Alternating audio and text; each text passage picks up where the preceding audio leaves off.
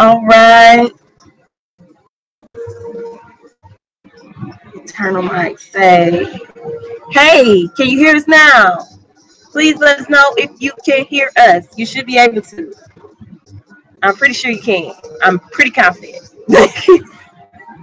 Let us know. Let us know. You gotta tell me what the comments say, because for some reason they're not coming in. And you know what? Oh, it's still playing. You got it in the background someplace. Let us know if you can hear us. Um,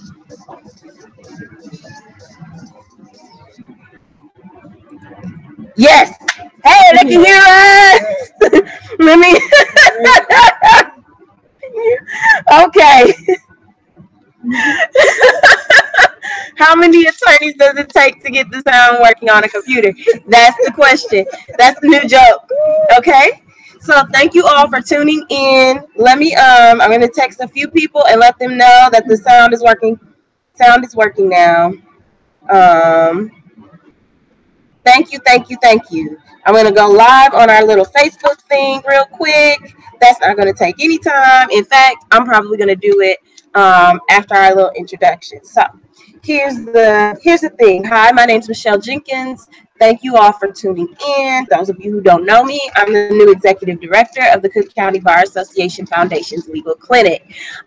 We are very excited to have Miss Savanya DeBarros, is that, am I saying it correctly? With us. See, she's right here.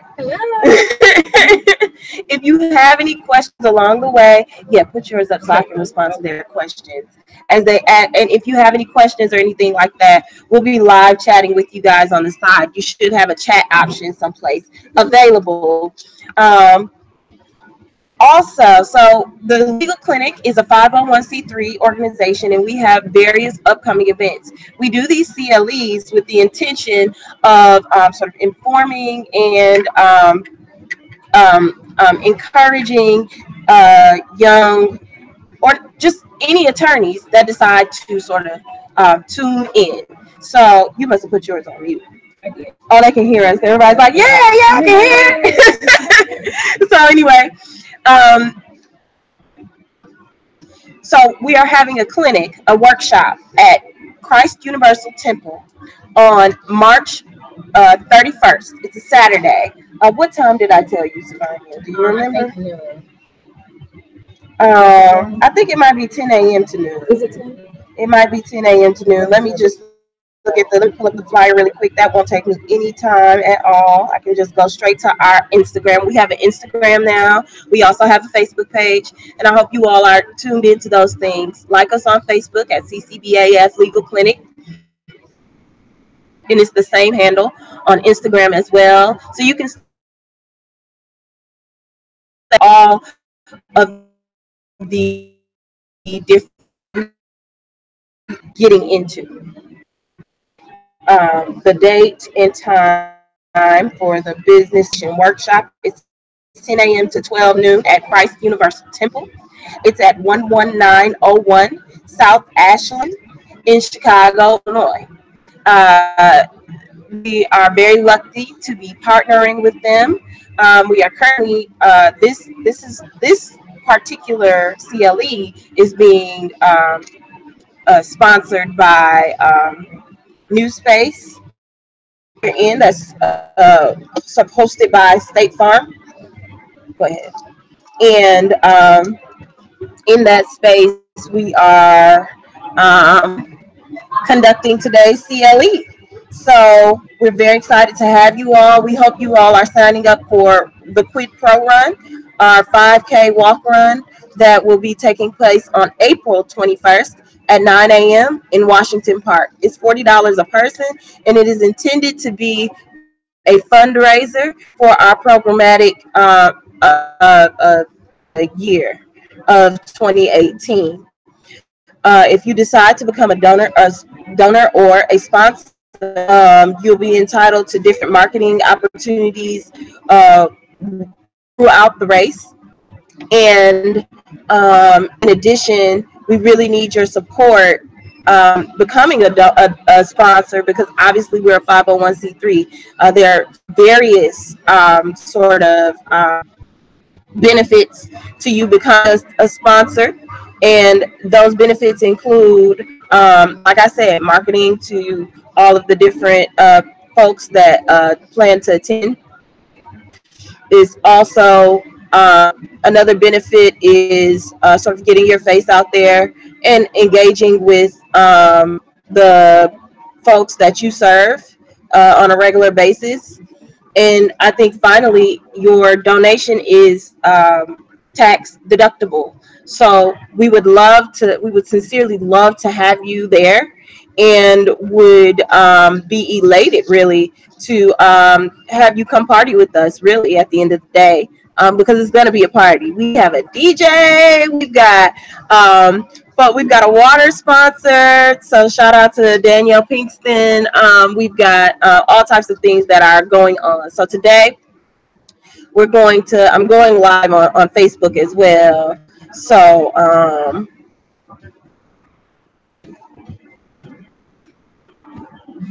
there's that. Um, yeah, this table is super small. Um, super duper small. It's kind of cricket too. That's not fun. There we go. So, because you're gonna come over here probably, or I'm gonna shift everything one of the two like that. Yeah. So, anyway, so yes. So today we're gonna be talking about business incorporation. Thank you for everybody who's tuned in. I can see you. Be sure to, if you're an attorney, first things first. This is CLE, so we're gonna get real serious now. Savanya will be talking about business incorporation. I'll be sharing the screen so that you can sort of see the PowerPoint that she has sort of developed and things like that. This is a part of her business, and we are extraordinarily grateful to have her in sort of in hosting this CLE. She'll also be the primary speaker for our workshop on the 31st, and we're very excited about that. We'll hope you'll attend both. So thank you for tuning in. I'll let Savanya do her introductions, and then we'll do a screen share where you'll see the PowerPoint that is relevant to this particular piece, the CLE. So hi, Facebook. Thanks for tuning in. We don't have any listeners. Hi, guys. Thank you so much for your patience this morning while we were having a bit of technical difficulties. We wanted to make sure that you guys heard us. My name is Savanya DeBarros. Some of you guys may know me. I do practice here in Cook County primarily, also some of the other Collier counties. Part of my practice is primarily dealing with business clients, whether it's on a transactional side or litigation matters. So I am here today to help you to know how to business to be incorporated, how you go about doing those things. Important tidbits that go along with being an attorney, which are your rules of professional conduct. So we will get started. Let me also give you my email address in the event you have any questions leading up to the community event on this upcoming Saturday, or you can email me at sdebarros@sldebarros.com. That is sdebarros@sldebarros.com. Okay, so that's if you have any questions. Michelle, how do you want to do the documents, the PowerPoint? So Michelle is going to put the PowerPoint up for us, so that way you can follow along. Nobody's following us on Facebook, so I'm just going to end it. Okay. Stop the pain. It's kind of delayed there. Sorry, I'm not on top of you.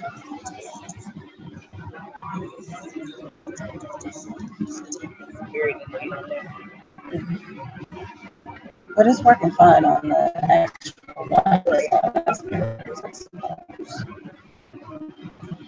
So bear with us one more time. We're going to get the PowerPoint up for you. That way you can follow along with us.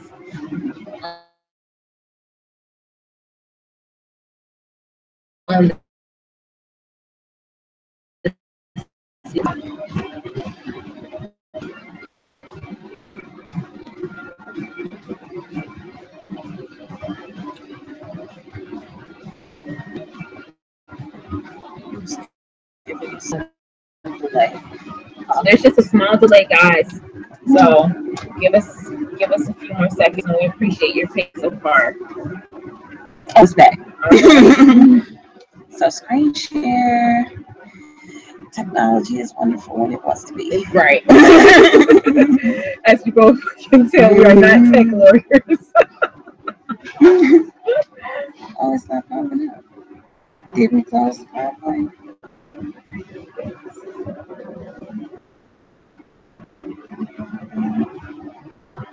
I have to do my entire screen again.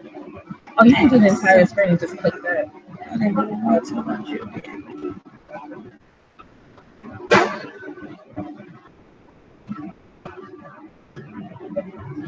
Let me just see something. I really don't want to do the entire screen.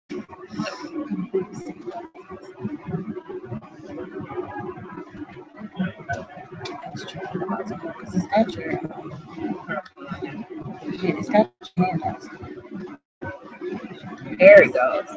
Okay, we got this thing, guys. Yay! I'm trying to give it a second so we can Okay, load and catch up. All right. Okay, I think we're good. Here we go. All right. Let's get Go you to the beginning. Yeah.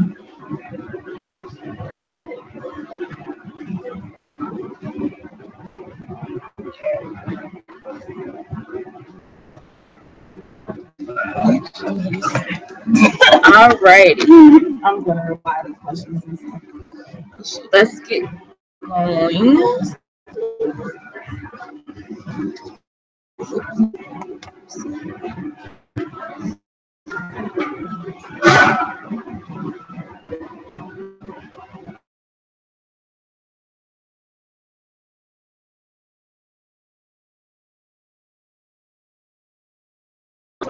Good Saturday today.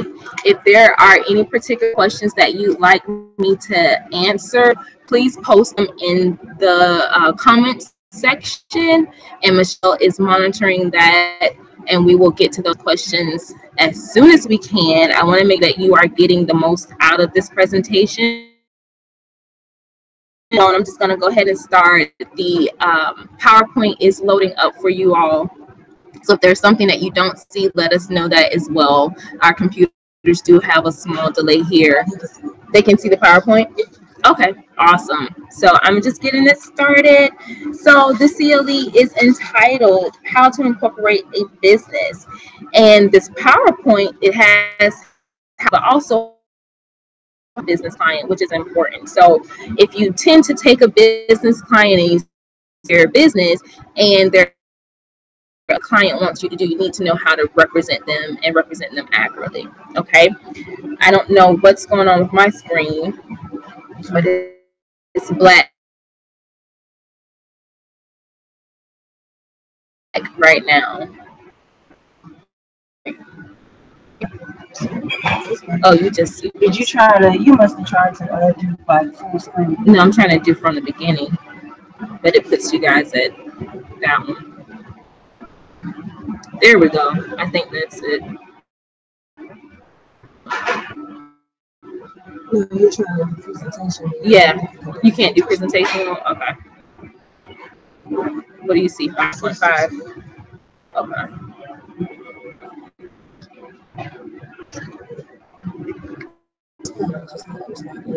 Yeah, bear with us, guys, because it's not responding right now.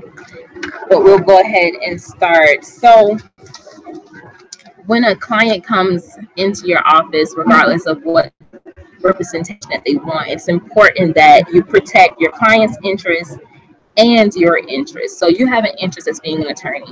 You have, something's happening. Let's see what's going on really quick. Oh, there we go. Okay, awesome. Can you see that? Not yet? Okay.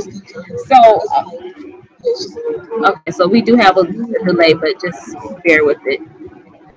Um,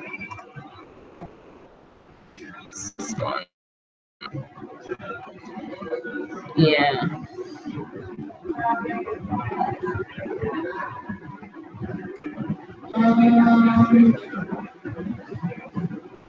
Okay, awesome. So I was talking about protecting interest.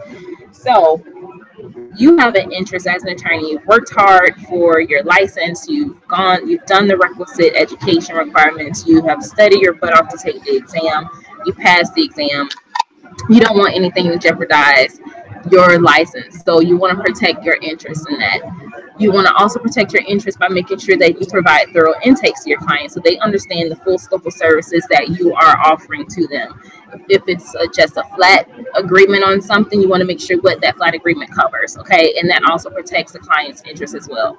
Make sure you have an agreement for everything. Don't leave things open ended because some clients, especially savvy clients, may take advantage of that and then state that you have not provided them everything that they paid you for. And then again, you protect your interest and the client's interest by maintaining the client's expectations. So some clients may feel as though you have not given them everything that was bargained for. Maybe some things have happened in their matter that you did not necessarily tell them about or explain to them. Well, the way you get around that is to maintain the expectations. And this may mean just periodically explaining the process to your client so they understand. Also, make sure that they understand that there are no guarantees, especially if you have a business client who may go to litigation and who is already currently engaged in litigation. There are no guarantees in that, okay? So, when a business client or just a general client comes into your office, intake with them. The intake should ask them, of course, the basics. What is their name? What is their address? What type of issue do they have? You know, what is it that they want to have representation for? You should also ask them what are the goals that they're trying to get out of retaining an attorney. Okay, so what documents should you use for your intake? I provided to you guys a miscellaneous information. You haven't gotten, okay, so Michelle will be providing this miscellaneous information to you all, and it's just a few documents that I think is necessary to couple with the retainer agreement. So if you have a client, which we're going to talk about later, in advance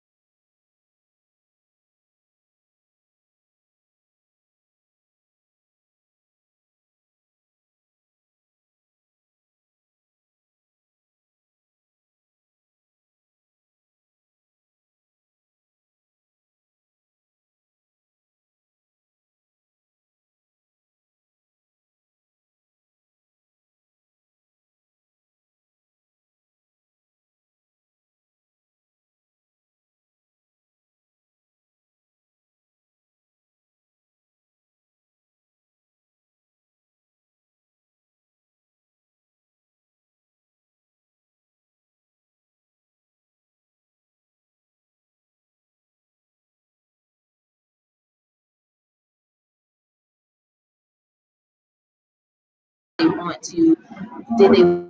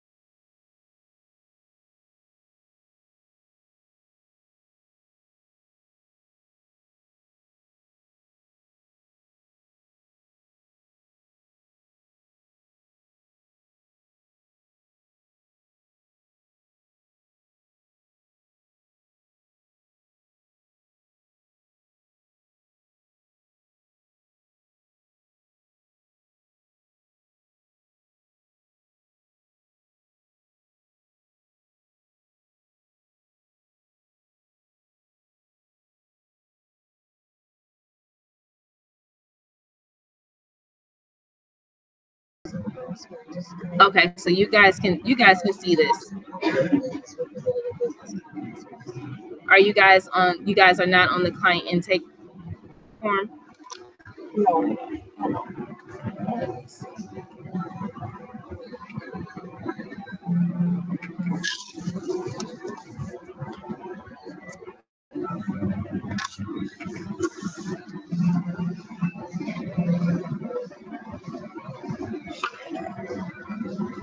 Okay, this is where we're at.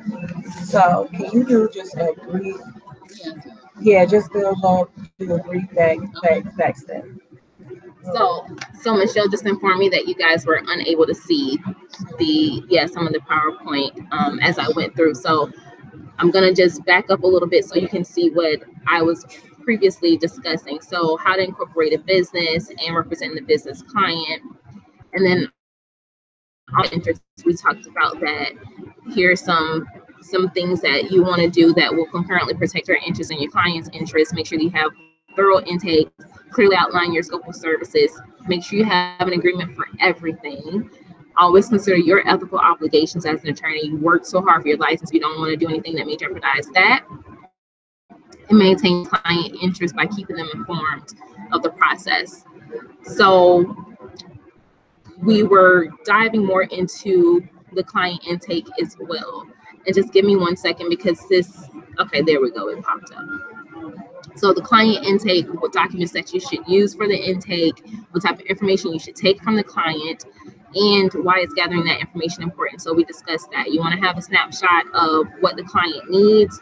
You also want to make sure that if the client decides to retain you, after the intake, you have the majority of the information necessary. And of course, the intake will help you to make sure that your retainer agreement is on point when you send out their retainer agreement to the client for their particular services. Okay, so why is it important? We talked about this just a second ago. So it provides you with a snapshot of information about the client and his or her business or other services that they may want. So a client may come in for a particular issue for the business, but maybe they may say, hey, I'm looking into having a partner. Well, that's another possibility for you to represent that client, because now you can offer to draft a partnership agreement for the client. So that's why the intake is important. And what type of information should you get from the client during the intake? So I provided some considerations for you. Are they or are their business located in Illinois? Has the business already been incorporated? If it's incorporated, are any cases pending against the client? Does the client want transactional litigation services? Are there any other partners involved with the business? So we just talked about the partners. So let's talk about if you are not licensed in another state, you more than likely can't represent another client in a different state because it will be a violation, right? So, and there are some other states who have lenient rules in regards to an out-of-state attorney, but you want to make sure that you follow those rules to the T. But in regards to our particular instances, if a client is a potential client is located outside of Illinois, but they want to incorporate a business in Illinois, then you will have the ability to incorporate that business in Illinois for the client. Okay, so regardless of where they're living, as long as the issue is in the state which you are licensed in and you're carrying on that representation in the state that you're licensed in, you should be okay. Has the business already been incorporated? You want to know that, because if the client is asking for incorporation and it's already incorporated, then there's nothing for you to do on that end. It could just be an issue of maybe the client wants to create a business in the name of something that someone has already incorporated, so they may need a different name just so that they can incorporate the business. If any cases are pending against the client, you want to ask them that, because that's another opportunity for you to represent the client if it's in the wheelhouse of things that you do.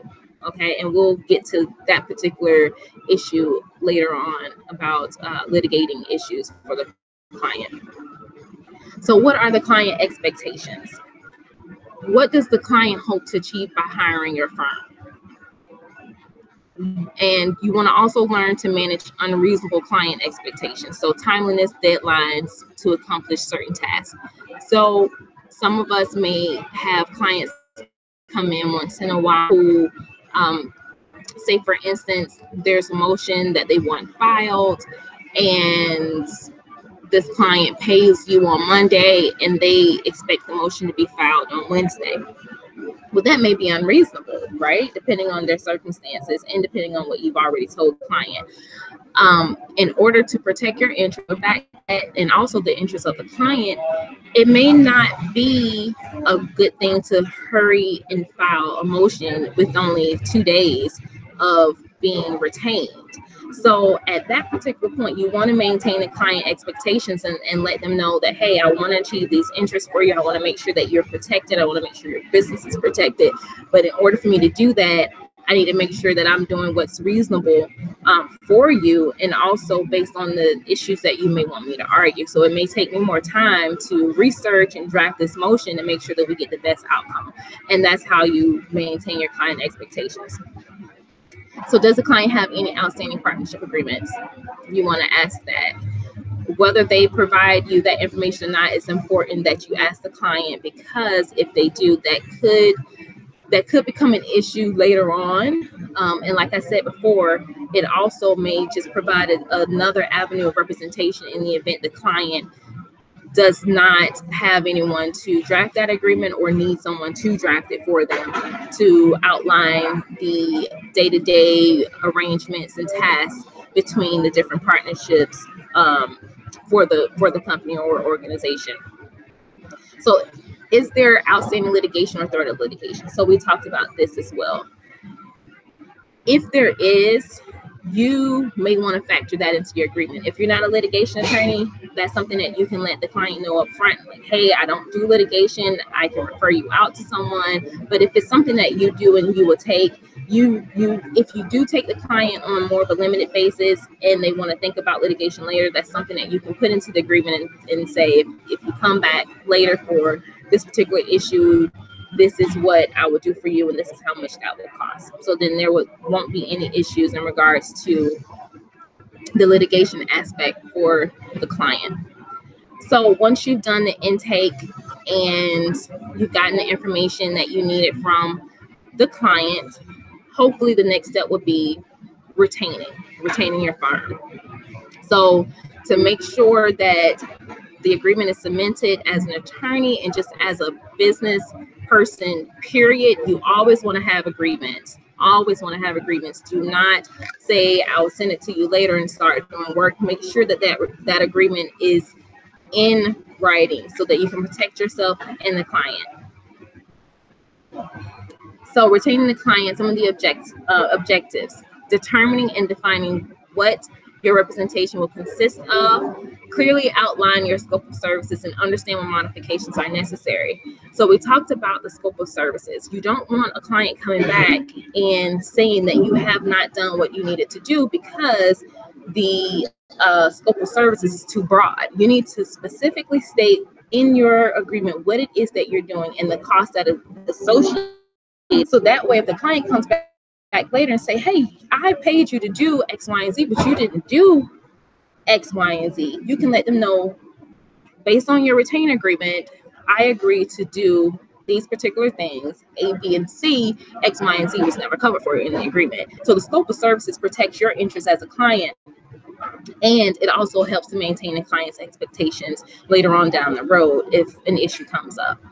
Now, modifications. So if you go into a limited scope agreement with a business client, say it's just for the incorporation of their business, you can always come back to modify that agreement to include now litigation matters or drafting of a partnership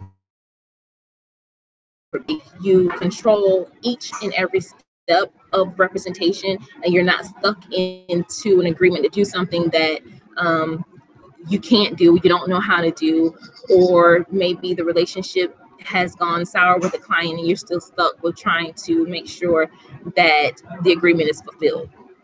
So understand when the modifications are necessary. If I were you, I would make sure that there is a segment in your retainer agreement that talks about modifications and when they are necessary, whether they should be in writing or however you would want to deal with those modifications.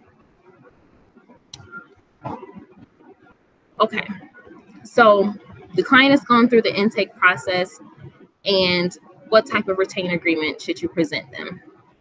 You want to consider if the client needs ongoing legal services or a simple one-time deal. You also want to consider if you're going to just be doing pure transactional work, if you're required to be in court, or if there's going to be a combination. So answering these questions or these issues are going to be important because it's going to dictate what type of agreement you want to enter with the client. For our purposes, if the client comes in to incorporate, incorporating is purely transactional. It's purely transactional, so that client intake form and the information you gathered from that client is going to tell you whether that client is looking for simple transactional work or if they are going to need litigation services or combination of the two. If they've already incorporated, you may not need a transactional agreement unless they're looking for someone to help them in the business, just the business transactional purposes of their corporation, from the terms of having a client, having an attorney on board to help them straighten things out. So get that information up front because you are going to want to put that in a retainer agreement. If it's purely transactional, you can do that particular service either by an advanced agreement, which is a limited scope agreement, or on a full scope agreement, which may dictate how your fees are going to be ran. In regards to the combination is important because you may want to charge the client in, like a hybrid. Okay, so if they want incorporation done on the front end, maybe you charge them a flat fee to do that incorporation, but then later on, once litigation starts, maybe there's a retainer fee that has to be paid to start that litigation representation. Okay, do we have any questions at this point? No questions? Does anyone have any questions on that information? Okay, so let's talk about the retainer agreements. Retainer agreements, it's our protection. So you want to make sure you get those retainer agreements out there to the client. Like I said before, don't just start doing work without having the client sign the retainer agreement. That would not be a good look for you. And of course, you don't want the client coming back and saying that they didn't get something that they paid for. But when you send out this retainer agreement, make sure the retainer is the proper retainer for what it is that you're going to do. So the two that I normally use the most often is the security retainer and the advanced fee retainer. Advanced fee retainer is more so the limited scope retainer. Okay. So the security retainer is the traditional one. We hold the fees in the client trust account. We don't touch those fees until they've been earned, whether they've been earned by the attorney, by doing work on the case, paying an outside attorney to do work on the case, or fees that need to be paid for the client, like filing fees, deposition costs, mailing, printing, things like that. Advance fee, which is our limited scope, you need to make sure that client understands when you're on a limited scope agreement, the fee that you pay me right then and there becomes the fee of, put it like this, the attorney earns that fee right off. Okay, so as soon as you pay that flat fee, that's my money, that it's not held in the client trust account. So that money is earned once that job is completely done. It will not be held in the client trust account, and that money will not be refunded to the client. Unlike a security retainer, if work hasn't been performed, and if work hasn't been performed, or let me put it like this, if work has been performed, however, you have not depleted the retainer, then what's remaining in the retainer, the security retainer, goes back to the client. Now, one caveat I want you to keep in mind for the advanced fee retainer is if a client has paid you to do something on a limited scope and you haven't done it, you really haven't that money, right? So they paid you to do something on a limited scope advance fee, and you haven't performed that work. You probably should. Now, another thing to keep in mind, say a client comes to you and for the business incorporation, right? They come to you for business incorporation, they pay you the flat fee. The flat fee also includes the fee for your attorney services, the fee for the filing fees to incorporate the business. Well, the fee to incorporate is not your money, it's the filing fee to the state. So until that fee is paid, it should probably be held in the client trust account.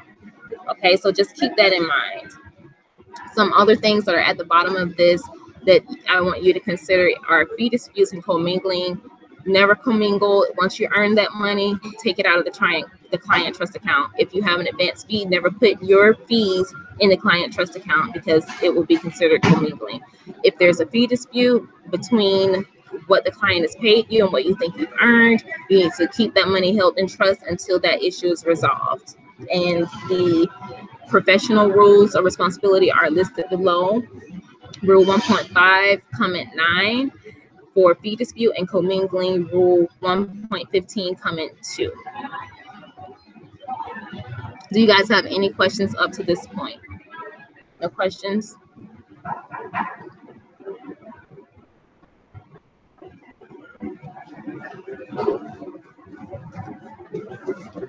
Okay, let's talk about transactional clients. So, a business client who just purely wants legal services for just their business, nothing litigation, just transactional information. They may want full representation or limited scope representation. So full representation will be someone who they want you to just handle anything legal that comes in, maybe not litigation. Okay, let's just keep litigation out of it for this particular instances. Or they may want an attorney come in for limited scope representation where they're able to control how much they pay out. So a lot of small businesses may look more to this limited scope idea because it's easier for them to control how much fees they're paying. So for full representation, you may be an in-house counselor, or maybe you're outside counsel helping to organize their business and keep things in order for that corporation. You may want to charge them a security retainer and bill that bill against the retainer for your services, considering that that representation will be ongoing. For limited scope, we discussed this before, you want to make sure you get your fees up front. And if you've earned that fee already, that money is yours and never goes into the retainer. To the client trust account. All right, litigation. So we're dealing with full representation, limited scope again. If you have full representation for a litigation client who's a business owner, you want to make sure again that the security retainer is put in place. Make sure that what they've paid you goes into that client trust account. Your advance retainers can be entered, but if you're charging a flat rate, to do a full hearing, that money still belongs to you. Okay. Say for instance, you can also have a litigation client who some form of fashion maybe set it out to do more smaller limited scope representation but over full scope representation, so it's almost kind of like a combination. If they're paying you a flat fee each time you do something based on your agreement, then you still earn that money. You don't have to put that money into the client trust account because it will be paid to you at that particular time to do a job right then and there. It's not something that has to wait to be earned. Okay. Now, what I want you guys to keep in mind when you're doing these limited scope representations and these advanced fees, if there's a business client who wants to have you go into court to represent them on a limited scope basis, our rules allow now for limited scope appearances. A lot of courts are now entering these things. You can see the rule at the bottom. Supreme Court Rule 13 allows you to make a limited scope appearance in civil proceedings. I've done several of these. It's pretty easy. It only becomes somewhat of an issue when you get out into those more suburban courthouses where they're not really dealing with it more often. But You just have to make sure that you file a notice of limited scope appearance with your parents. And once that job has been done, you can just orally motion the court to allow you to withdraw from the case. If the client wants you to stay in the matter, you just inform the court that your client has fully retained you, and you stay in the case. Caveat to that is, if you need to withdraw later, you're going to have to go about the more proper way and just file a motion to withdraw, notice it up to the client, notice the court, and have a hearing on it. So let's talk about rules of professional conduct. So we talked about the limited scope. So professional rule conduct 1.2, subsection C permits the attorney to limit the scope of the representation where it's reasonable under the circumstances. If you're incorporating a business, that's something that would be very reasonable, because just because you're incorporated doesn't mean that you have to go and litigate for the client. Rule 4.2, comment 8A, regarding communications by a lawyer with a limited scope represented person. So if you're representing a client on a limited scope basis, you are permitted to communicate with that client or with someone else who may be on a limited scope representation on the other side. So you want to read those rules of professional conduct just to make sure that your ethics are stellar and that you're following the rules, so you're not getting in trouble, because some of these clients, if things don't go the right way for them, they may file a claim against you. You also need to refer to comment subsection 3 regarding the ability of lawyers to represent pro se litigants. This is another area where you can do a limited scope agreement where the client is pro se in court, but maybe you're doing an advance flat fee agreement for them just on transactional. So you're drafting a motion or you're drafting in a partnership agreement or whatever for the client. You don't necessarily have to file an appearance on their behalf. And so the rules allow you to do that. You just need to make sure that you make this very clear to your client so that they're not saying that you're my attorney in court, you were supposed to be in court and you weren't there. This is another way to maintain your client's expectations. So we all know that most business clients, they are very savvy. A lot of them, they know how to get what they want because they're business people, right? So you want to acknowledge your clients, you want to acknowledge their savviness. You want to make sure that you keep them posted, keep them informed of their deadlines, keep them informed of when timelines should be happening, what you think will be a reasonable timeline.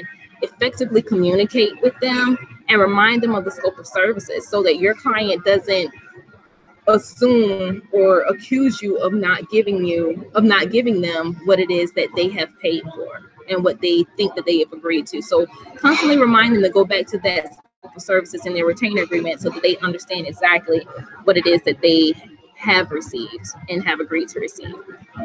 So forming the client's business, you get this client come in, they retain you to represent them, but now they want to form the business. So how do we do this? Number one, you want to make sure they have an EIN number. Very easy. You go on the IRS website and get an EIN number. The client can do this themselves or you can do it for them. Make sure that they understand to stay away from these companies who are charging them to get an EIN number because it is free. Okay, it is free. They need articles of incorporation to be filed with the state that they want to have their business registered in. So this can be done online or in person. So if you guys are coming to the event next Saturday, these articles of incorporation will be able to be done online or through paper form. It just really depends on what is going to want. They need to understand who the incorporator is. The incorporator is the person who incorporates the business.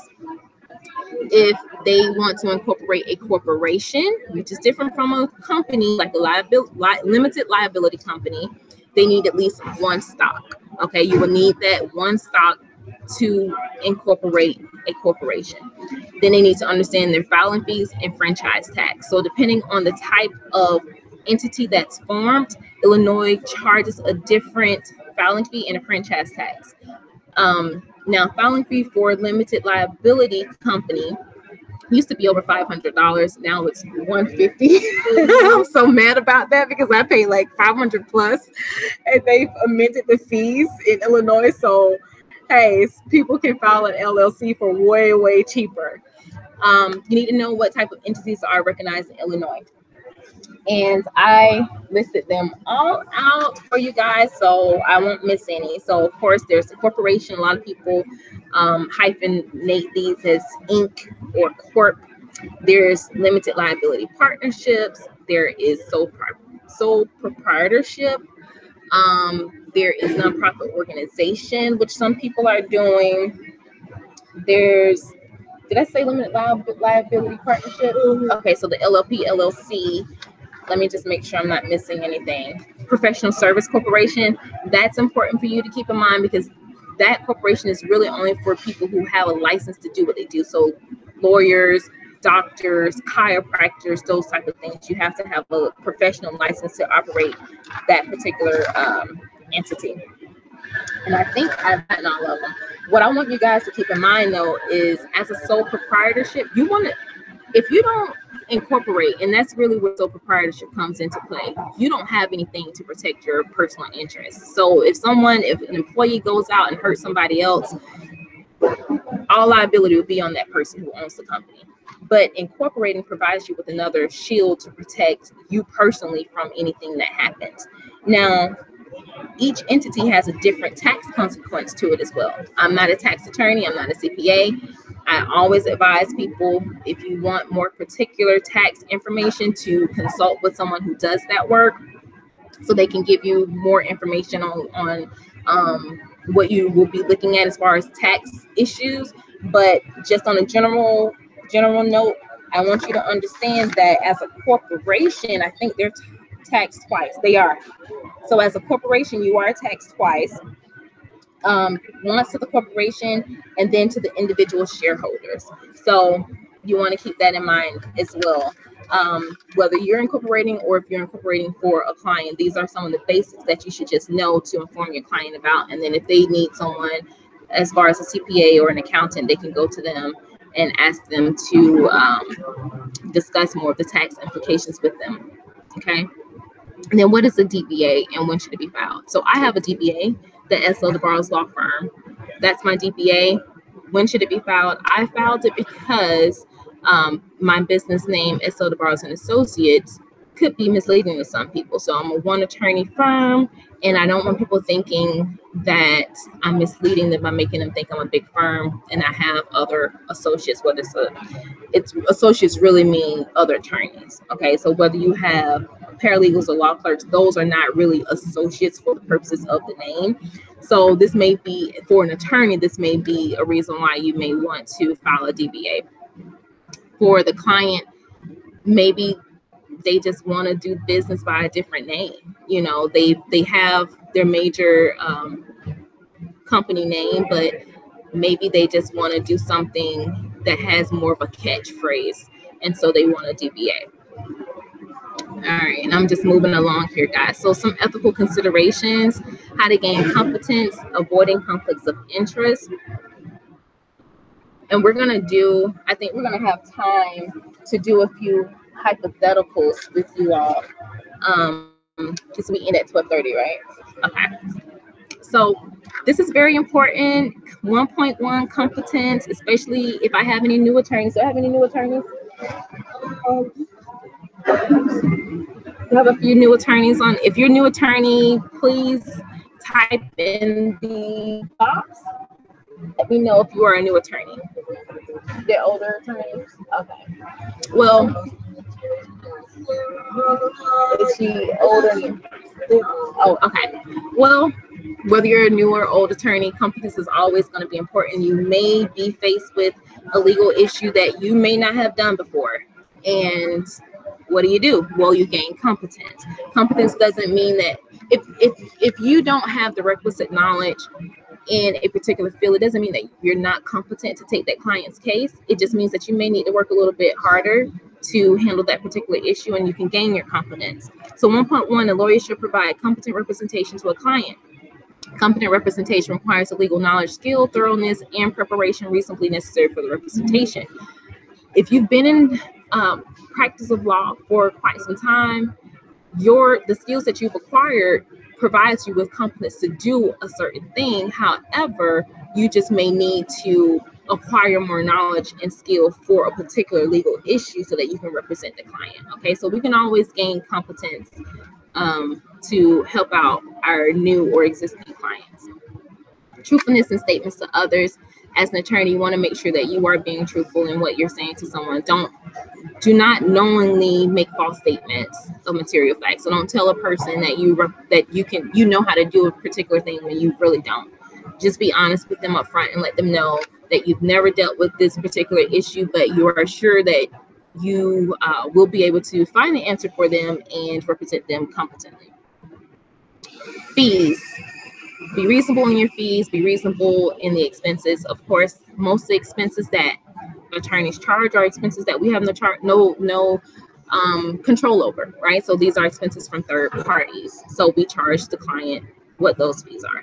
Now, as far as our fees, you want to make sure that you are being absolutely reasonable. If you are charging a client a flat fee, the best way to make sure that this is reasonable is, number one, how long do you think it's going to take for you to do the job?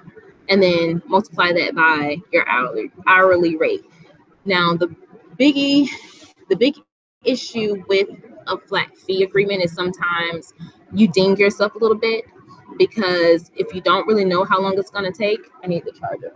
If you don't know how long it's going to take, and you give them a flat fee, you may end up doing more work than what you gotten paid for. But at the end of the day, just make sure that your fee is reasonable. You don't want to charge a client $10,000 to go and draft something that only takes an hour, right? That's unreasonable. And then disputes over fees, we talked about this. If you have any issues, you want to make sure that you have some type of procedure for how you're going to deal with any disputes. And then, of course, make sure that those fees are held in a client trust account until the dispute is taken care of between the client and the attorney. Division of fees. This is important. So now a lot of solo attorneys are grouping together to take on cases. Client has to sign off on division of fees. So if another attorney is going to split the fee, the attorney has to be informed and sign an agreement for fee splitting. Caveat to this is, and there's a new case that had come out in regards to an attorney taking a case or splitting the fee, especially if the attorney refers a case out and the referring attorney takes that case, they're also going to be on the hook for any issues that come up. So the person accepting the money and the person giving giving the case may be on the same hook for a case that's been retained and referred, regardless of whether the attorney decides to stay in that matter or not. So just keep that in mind. But if you have two attorneys working on the same case, like I said, that client has to know about it. Number one, it needs to be in writing. Number two, and number three, the client has to sign off on the fact that there will be an attorney working on their case that they didn't necessarily agree to take their case in the first place. Okay. So make sure you know that. And you're going to get a packet of a sample document for that. So you could copy and use this if you want. But it's what I have in there is a referral fee disclosure and consent form. And I thought I provided the fee splitting. I didn't. So I'll send it to Michelle so you guys will have that as well. Okay. We briefly talked about unauthorized practice of law. Just make sure that you know what you can do as an attorney, whether you're representing a client that's out of state or in a different jurisdiction. Read their rules of professional conduct. Some of them are lenient and may allow you to do limited things, but once you go and talking about litigating in court, you want to make sure you ask permission to do that. All right, and we're winding down here. Last one. Let's see.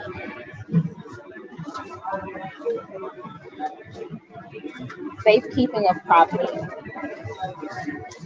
So safekeeping of the client's property, and I don't think you guys have gotten this on your screen yet. So we talked about the client trust account, right? Rule 1.15 requires that you safekeep client's property. The only time I come into this is if I'm putting client money into a client trust account. I don't hold anything else. If you hold something else, you may want to just make sure that you put this in a place where it's going to be properly stored for that client.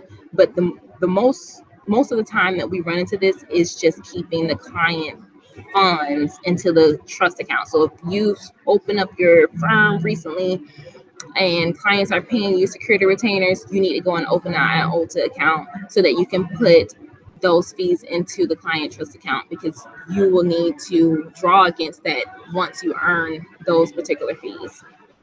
Do I have any questions right now? We have about 17, 18 minutes left. Any questions?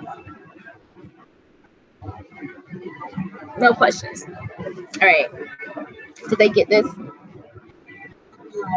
Okay.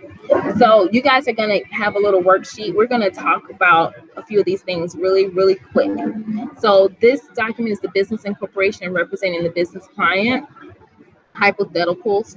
So I'm going to go through a few of these, and I want you to post any answers or concerns that you may have. So hypothetical 1. Mr. Joe Blow comes into your office. You have performed a thorough intake for him. He has revealed that he has 2 businesses. He's only interested in you representing him in one. However, that business is named A to Z Cleaning Services. He has only one partner and has stated that he handles the day-to-day issues with the business. He has indicated that he needs to create an assumed name for the business and modify the registered agent's information. Okay, so we already know that Joe Blow has 2 businesses, but he's only come in for one particular business, some issues with that business, and he has a partner. So what type of retainer agreement would be best for this client? You may want to give him a limited scope agreement, which requires an advance fee. Okay. Number 1, he wants to establish a DBA. Number 2, he wants to amend the registered agent's information. Those are going to require 2 different forms to be filled out. All right. So you may want to put this in a limited scope agreement. It's all transactional, so this can be done fairly quickly. He also stated that he has a partner. So here's an opportunity for more work for the attorney. You want to ask him if there's a partnership agreement. He already talks about the fact that he handles the day-to-day issues. So he may want to put some things in writing in regards to how the relationships will be handled inside of the business between him and his partner. Now, what would your fees consist of? Like I said, this should be really a flat fee. There's nothing really ongoing here. Once you establish a DBA, once you file in and change the registered agent's information, that's a flat fee. It's very quick. It's very upfront. That's something that can just be done fairly quickly, and you be paid right then and there. How do I exit? I'm going to exit off of this presentation so that you guys can see me now that we're done with that.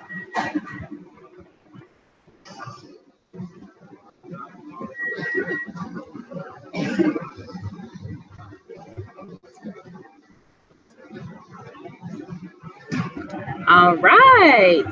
Okay. So hypothetical 2. Same facts for Mr. Joe Blow as above, except that after performing the requested work, Mr. Blow calls your office and says that he and his partner need to have you file a motion in a pending premises liability case where they are being sued for $50,000. So as long as you have created an advanced flat fee retainer, you will not be on the hook for litigation issues, because it won't be in the scope of services that you said that you would do for Mr. Joe Blow. Keep that in mind. Be very specific in your agreements. Make sure your scope of services are clearly outlined. So do you draft and file the motion, and why? If this is something you do, you can. You can do this in a 2-part step. You can just only agree to do the transactional part for the premises liability motion, you can just draft it and have that in an advance fee agreement, or you can also agree to draft and argue the motion for Joe Blow and his partner. If you don't do that, then they would just be considered pro se clients, which we've talked about in one of the rules, where you can basically represent a pro se client outside of court. You draft everything for them, they represent themselves in court. It may also balance out better for the client because then they're able to control their legal fees a lot better. Now, you don't want to do it without a retainer agreement, okay? So make sure you have your retainer agreement in place. Next question, can you include this service in your initial agreement? Your initial agreement would have been establishing the DBA and amending the registered agent information. If this is something that you think is going to come up later, you can always say, you know, for any services to occur later, an agreement will need to be followed up, and you can list what that may be and what the price may be for it. But I wouldn't, if it's something that you're not willing to do right then and the client hasn't paid for it right then, I would not include it into the retainer agreement. Okay. And then what type of retainer agreement would be best for this assignment? Best for the motion part. So you can do an advance fee retainer for the motion. If they are requiring that you go into court, then you also want to make sure that if the client is not representing you for the duration of the case, that you do a limited scope appearance, limited scope notice, file your appearance, draft the motion, show up only for the motion issues, and then ask to be withdrawn once that decision has been rendered by the court. Okay, same facts as above, but you chose not to file a motion in Mr. Blow's litigation case. Mr. Blow is angry and states that he wants his money back because there was an agreement to represent his business fully. This goes to the importance of making sure your scope of services are clearly outlined. So before, you only agreed to do the transactional things like changing the DBA name and amending the registered agent. There was never any agreement to represent his business on a full scope representation, and you never agreed to do anything litigation wise, right? So this is why it's important to make sure that those things are clearly outlined so that you can manage the expectations of the client and you protect your interests as an attorney as well. Okay. And then how do you manage the client's expectations? We just talked about that. Make sure those scope of services are clearly outlined for the client.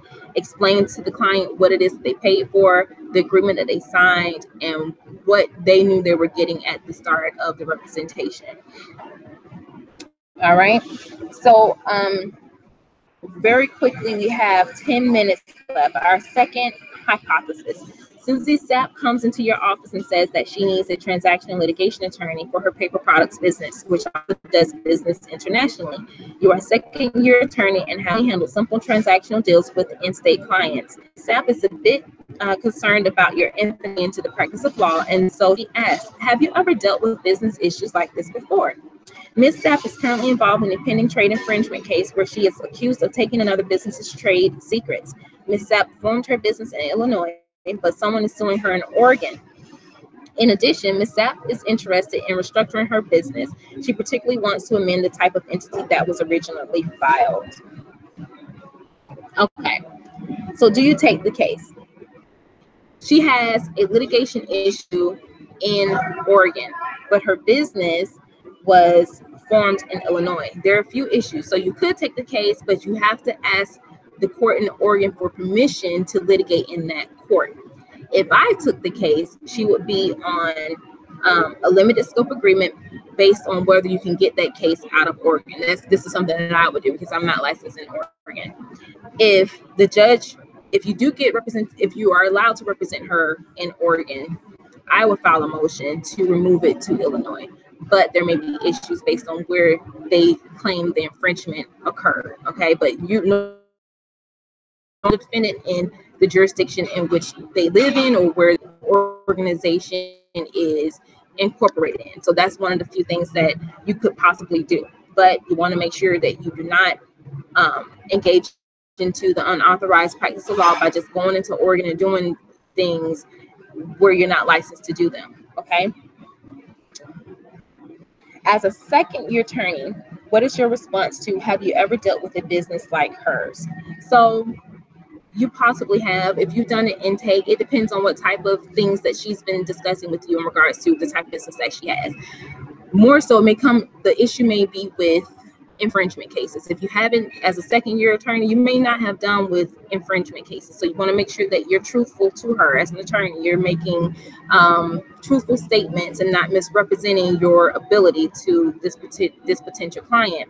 So your answer would be no, I have not dealt with this particular issue. However, I feel confident that I can handle the matter, and I will, do the research, do whatever it is that's necessary to make sure that you can gain competence. Just because you may not know exactly what, legal theory, particular issue may be involved at that time, does not mean that you cannot acquire the knowledge and the competence to represent the client.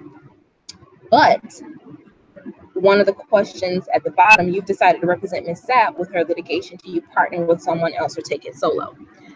A trademark infringement matter is massive. Okay, that's a, I don't want to really say specialized, but that's an area of law where there are attorneys who only just,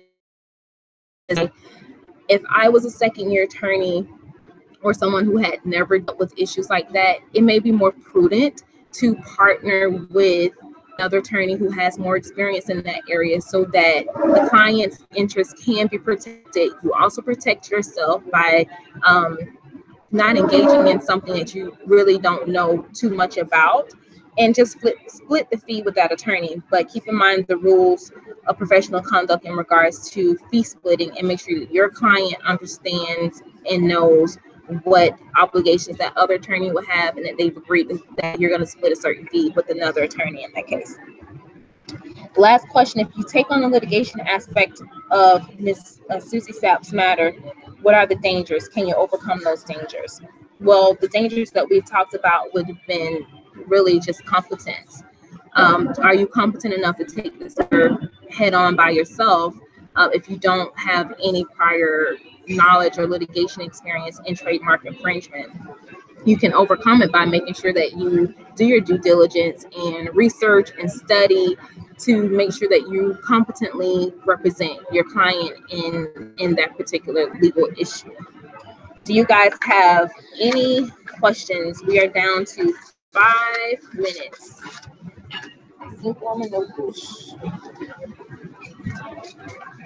Okay. So while we are wrapping up, a few things I want to draw to your attention. I know you don't have this document yet. You will get it soon. When you do this, when you provide a retainer agreement to your client, I've drafted up something called "What Does My Retainer Mean?" A lot of clients sometimes get confused about the retainers that they pay. Some may think that if they paid an advance fee retainer, that some of that money is supposed to be held for them, or they're supposed to, get refunds back. So I've drafted up "What Does Your Retainer Fee Agreement Mean" document, and it just points out the different retainers. So an advance payment retainer, security payment retainer, and a classic retainer. Classic retainers, a lot of people don't really use those. Those are, you pay me to be available in, later on in the future. And that money is just paid for my availability for me to stop doing whatever I do and completely work for you in the future. Okay, so there's some people who may pay an attorney maybe $10,000 a year just to be able to drop everything when they have an issue. I don't use that.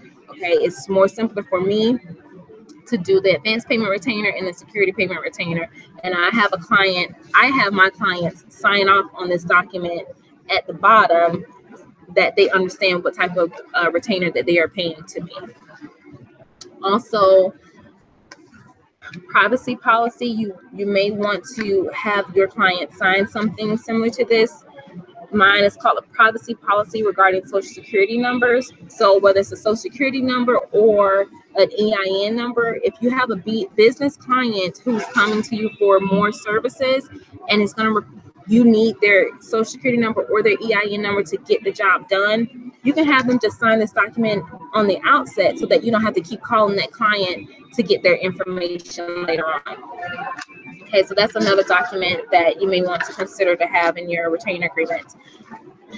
And I thought I didn't put the fee sharing, but I did put it on here. So Michelle will be sending you guys this document later. But the fee sharing provision, document. If you are a solo attorney or small firm attorney and you are splitting fees with counsels, or because you're taking cases together, make sure that your client has signed off on this agreement. That is something that is required by our professional services here, our professional rules here in Illinois. That client needs to know who the referring, who the other firm is that's coming in on the case, and what percentage of the fee that they're receiving. They have to okay that.